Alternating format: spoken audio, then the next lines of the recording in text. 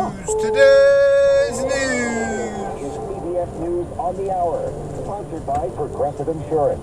I'm Wendy Gillette. President Biden will head to Baltimore next week following the deadly bridge collapse Tuesday morning. Construction workers are paying tribute to their co-workers who were killed. We're all leaving right here, right now.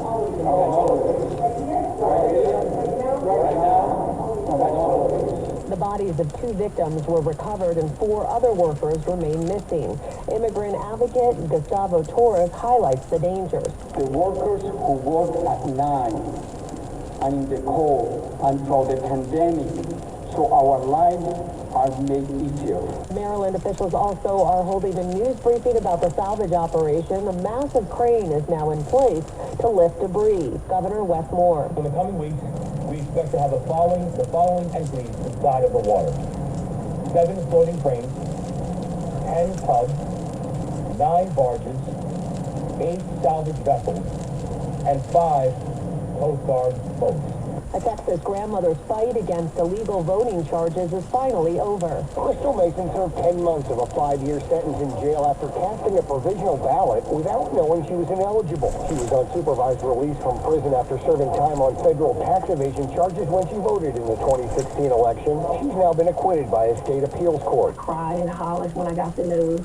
I've been out for 6 years on an appeal bond, not knowing if I was going to go to prison. Mason's attorney, Christina Beeler. Ms. Mason's case is sadly just the latest example of the lengths to which the state is willing to go to try to discourage people from voting. Chris Fox for CBS News, Boston. Louis Gossett Jr., who starred in the movie An Officer and a Gentleman, has died. Film critic Jeff Lyons. His most famous part, which won him a supporting Oscar, was originally turned down by Jack Nicholson, and that tells you it was not written for an actor of color. It was written for an actor of substance, and that's what he was. Louis Gossett Jr. was 87 years old. A new report is out on inflation. Business reporter Jason Brooks. The Federal Reserve's favorite inflation tracker, the government's personal consumption expenditure index, rose 2.5% in February from a year earlier.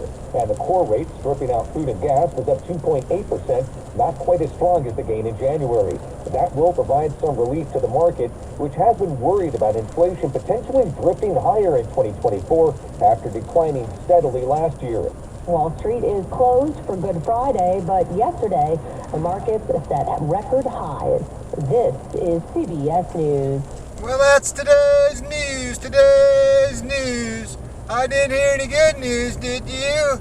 I didn't think so. I guess it's all about perspective. The glass is half full. Well, as always, I'd like to thank you again for coming along with me on these Dash Cam News adventures. You know the drill.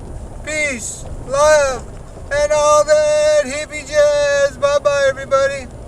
It's 40 degrees in Woodside, California.